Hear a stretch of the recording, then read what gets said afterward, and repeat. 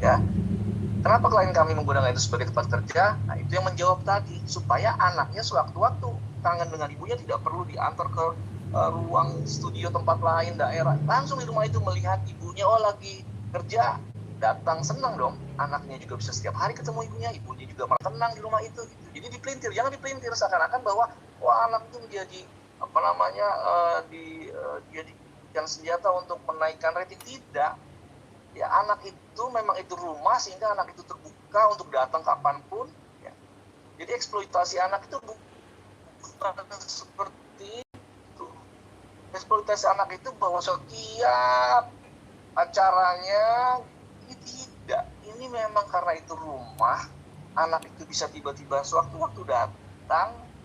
Ya, jadi anak ini menurut Sarwenda di dalam rumah itu melebihi manajernya, melebihi siapapun. Artinya tidak ada pengekangan, tidak boleh masuk ruangan di sana, tidak boleh masuk ke sana, ibu lagi yang itu memang dibebaskan. Memang itu anak-anak itu menurut saya ya bosnya itu anak-anak itu di situ. Kenapa? Karena setiap rumah itu tidak boleh, itu juga tidak ada di skrip anak-anak itu masuk, tidak menjadi bagian dari perencanaan usaha itu. Jadi itu kebebasan anak di rumah itu memang dipersilahkan. Masalah jam ini kan ya menurut saya anak-anak ini kadang-kadang ada yang suka cepat tidur, ada yang suka kadang-kadang kebangun kangen ibunya, bisa ketemu. Coba bayangin kurang bahagia apa tempat itu buat anaknya, bisa ketemu sama ibunya pada saat dia bangun tidur, misalnya tiba-tiba bangun tengah malam ya untuk ketemu ibunya, tinggal naik melihat ibunya sedang mencari uang buat anak-anaknya. Jadi perhatian terhadap anaknya, terhadap ibu terhadap anaknya itu sama sekali diberikan 24 jam sama klien kami. Jadi kalau dipelintir lagi bahwa ini tidak tepat, janganlah ya, tanyakan dulu kepada kami kenapa anak itu ada, gitu. Jelaskan misalnya anak itu sudah tidur, terbangun mencari ibunya, tinggal datang ke atas. Jadi inilah yang kadang-kadang kami merasa bahwa akhirnya ruang tertutup ke depan akan kami utamakan. Kami tidak akan lagi memberikan klarifikasi. Ya meskipun dari pihak Bang Minola setiap hari mengklarifikasikan, tapi kami akan berusaha untuk tidak lagi membuka penyelesaian masalah ini di ruang terbuka, tapi di ruang tertutup. Makanya dari itu kita selaku kuasa hukum memberikan surat kepada Bang Minola untuk duduk bersama untuk menyelesaikan. Kenapa? Karena demi kepentingan anak kami lakukan itu. Gitu ya. Tentunya semua masalah ya, baik akta nomor 39 sampai dengan masalah-masalah teknis terhadap dengan bagaimana anak ini bisa bertemu dengan kedua orang tuanya. Ya, sampai juga dengan masalah cicilan-cicilan yang belum dibayar oleh pihak kliennya Bang Minola. Bang, itu kita bahas semua, itu isi akta kesepakatan. Ya, jadi sebenarnya kami itu sebenarnya tidak mau pada awalnya membahas soal ini semua di media karena ini tertutup. Tapi sekali lagi ya karena sudah disampaikan Bang Minola untuk saya jelaskan. Ya, dan terkait dengan masalah gugatan, sekali lagi kami sangat menanti gugatan itu, bukan kami menantang, karena itu adalah ruang tertutup yang sangat adil, yang sangat fair untuk kita masing-masing menyampaikan semua bukti-bukti. Ya, Bang Minola menyampaikan bukti yang menguatkan klien Bang Minola, saya memberikan bukti-bukti yang menguatkan klien kami. Ya, jadi semua itu akan baik karena tidak terjadi penghakiman secara medsos. Ini yang mengerikan ya. Kami jujur ya sedih, klien kami sedih, tapi klien kami tidak bisa marah. Ya, kenapa? Karena marah itu apalagi di depan anak, wah dia sangat-sangat, klien kami sangat-sangat menunjukkan ketegarannya sebagai seorang wanita ya terhadap bagaimana di depan anak dia tidak menangis. Karena bayangkan kalau anaknya melihat ibunya menangis, itu bagaimana sedihnya anaknya. Jadi klien kami sebisa mungkin menahan tangis di depan anak-anaknya, di depan media, sebisa mungkin dia tahan supaya anaknya tidak melihat bahwa ibunya nangis dan dia menjadi sedih, dia menghindari supaya nangis sedih, dan yang pasti dia hanya fokus bagaimana membahagiakan anak. Ya, jadi kadang-kadang saya juga bingung kalau misalnya kita setiap TV ke semua menangis ini, jangan kasihan, nanti anak-anaknya ikut sedih. Kalau bisa kita sama-sama, ayahnya juga tegar, ibunya juga tegar, gitu ya kan. Jadi semua bisa ditangkap oleh anak-anak dua orang ini bisa melihat bahwa orang tuanya juga orang-orang yang tegar, yang tidak sedih. Jadi itu aja yang kita jaga semua. Ya, oke. Lagi-lagi soal anak. Jadi gini, saya juga nggak ngerti. Ya tapi mungkin wajar aja ya dari versi Bang Minola menyampaikan dipersulit, dari versi kita tidak. Kami hanya menunjukkan bahwa di mana mempersulitnya. Tunjukkan kepada kami hal-hal yang dipersulitnya klien Bang Minola untuk bertemu dengan anak. Rumahnya ada, tempat tinggalnya ya, rumahnya itu ada posisinya. Ya, tinggal komunikasikan saja. Kapan anaknya yang kosong, jam berapa, waktu ya dia datang. Sekali lagi, klien kami ini kan sudah bukan istrinya kliennya Bang Minola, artinya nggak bisa disuruh-suruh pas anak sini kan nggak bisa. Anaknya ada, datang nih, jadwalnya kosong, oke jemput anaknya. Kan komunikasi dan cara-cara seperti itu yang kami tunggu sebenarnya. Ya, jadi bukan tiba-tiba WA ke anaknya tidak dibalas, anaknya berbulan-bulan habis itu dibilang dipersulit, kan agak lucu. Tapi sekali lagi saya tidak mau memperkeruh suasana ya.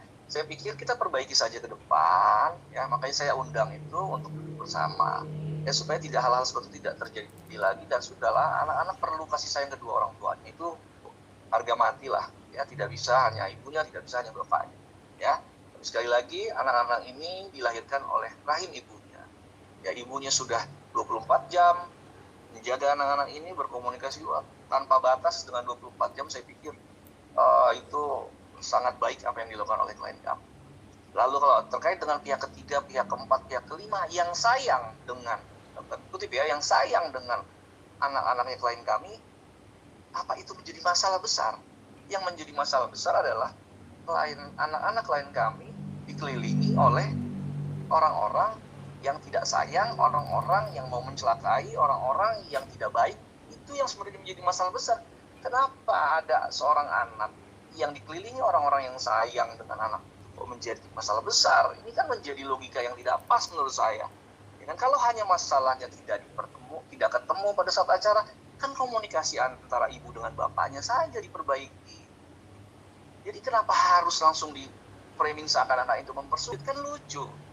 Ya kan, saya jujur ya, saya sangat-sangat menjaga, makanya saya diam selama 2 minggu ini. Sekarang tidak mau membuat ini semakin besar dan anaknya semakin paham di lingkungan sekolahnya.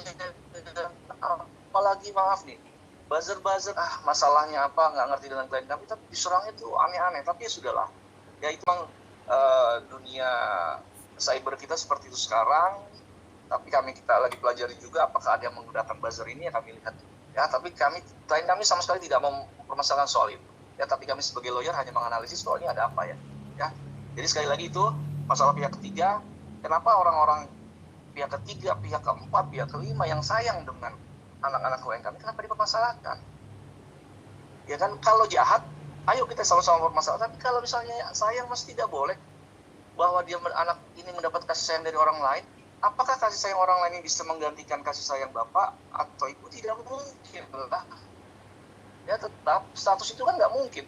Orang lain menjadi statusnya jadi karena sayang terus jadi ayah kandung, kan tidak. Ya kalau masalah hal-hal itu lalu dipersepsikan bahwa anak ini menjadi lebih sayang sama orang lain, ya nggak gitu kan, keliru logikanya. Ya dan sekarang perbaiki saja hubungan bapak dengan ibunya, komunikasi, ketemu anak, jadwal anak kosong, ketemu, seperti itu aja. Ya jadi kita tunggulah nanti hasil pertemuannya juga. Ya, termasuk orang lagi, menurut saya yang memberikan kasih sayang itu banyak. Ya, bukan cuma namanya tadi disebutkan. Ya, tetapi apabila ada satu film yang seperti itu, ya kan, ada satu posisi, satu video yang melebihi batas, langsung disimpulkan, ya kan. Kita ada lembaga ya seperti KPAI misalnya, ya kan, kita duduk datang bersurat ke sana, yuk duduk permasalahannya seperti ini, kita jelaskan. Jadi jangan lagi dibilang ini sudah kelewat batas. Loh, sekarang kelewat batas di mana? Ya kan, orang disayang juga. Seperti apa sih videonya, ya kan, yang mengerikan malah ada AI yang bermunculan. Nah, itu yang kita hindari. Makanya saya akan memilih sebagai penyelesaian tertutup terhadap masalah ini. Ya, oke ya. Ini sekian. Apa ada lagi yang lain? Satu lagi terakhir ya. Jadi gini, kalau Onyo itu kan sebenarnya kan gimana pun kan pada saat itu kan diangkat anak lah ya. Sebagai anak dia mungkin sedikit banyak tahu, tapi tidak sepenuhnya tahu lah. Ya, jadi informasi yang didapat dia diputus. Saya tidak mau terlalu mengomentari terlalu jauh. Ya, saya juga belum terlalu menonton juga melihat apa sih yang disampaikan Onyo, tapi prinsipnya bahwa Onyo itu ada di rumah itu tidak mendapatkan informasi yang utuh lah.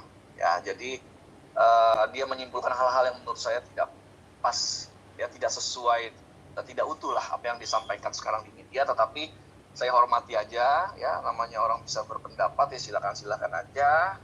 Lalu soal masalah apa tampar menampar itu saya pikir jangan juga di generalisasi bahwa benar-benar dilakukan penamparan. Mungkin kita lihat apakah situasinya seperti apa, videonya seperti apa. Jadi kalau kita menganalisis itu langsung benar ditampar kan, waduh ngeri juga, kan itu kan masalah nantinya. Jadi buat saya kita udahlah cooling down lah, ya nggak usah lagi melebar-lebar. Saya hanya pengen permasalahan klien kami selesai dengan baik. Ya kalau bisa kami himbau juga, sudahlah buat teman-teman RO dan teman-temannya Sarwenda, apalagi temannya RO yang juga teman Sarwenda, ditanyakan sajalah ke Sarwendanya ini sebenarnya situasi seperti apa, tidak usah berstatement terlalu berlebihan. Saya juga jaga juga kepada teman-teman Sarwenda tidak usah memperburuk lagi situasi, karena gimana pun Sarwenda ini seorang ibu, seorang perempuan yang mana sebenarnya secara kodratnya lebih lemah dari laki-laki. Ya, jadi seberapa kuat dia menjalani ini kita doakan saja. Kami pun sebagai lawyer support full kepada klien kami, ya kan. Jadi bayangkan kita baliklah seorang perempuan menghadapi ini semua, siapa yang kuat kalau tidak dalam dukungan dari teman-temannya juga, dan teman-temannya RO atau teman-temannya Sarwenda yang bisa mendinginkan, bantulah belakang untuk mendinginkan. Karena buat saya, buat kami tim lawyer, anak-anak ini kepentingannya yang utama, dan mereka berdua juga kan dari awal selalu saya bilang bahwa RO orang baik, Sarwenda orang baik. Jadi jangan lagi kita rusak dengan AI dengan hoax yang menurut saya tidak bertanggung jawab ya. Jadi kita jagalah ya mereka bisa menyelesaikan masalah ini dengan baik. Itu aja ya. Oke. Ya, tambahan sedikit lagi Simon, ya. Mengulang lagi yang tadi saya sampaikan, bahwa kesempatan kali ini kami mau menghimbau kepada semua pihak, seluruh pihak, berarti dalam arti mungkin pendukungnya klien kami, pendukungnya RO, begitu ya, untuk sama-sama menjaga ruang digital yang kondusif, ya. Jadi supaya anak-anak ini tidak berdampak ke psikis mereka, kehidupan sosial mereka. Jadi para pendukung sama-sama menahan diri, kita sudahi ini semua di ruang publik, lalu kita berangkat ke ruang yang tertutup, mencapai suatu kesepakatan yang bijaksana dan kekeluargaan. Itu yang diharapkan oleh klien kami demi kepentingan anak-anak, ya. Itu aja tambahannya. Oke, itu ya. Rekan media, terima kasih banyak. Mohon maaf sekali lagi, kami baru bisa menanggapi semuanya 2 minggu ini. Semoga Zoom ini bisa memberikan jawaban yang mungkin tidak memuaskan semua pihak, tapi ini sikap kami dan kami harap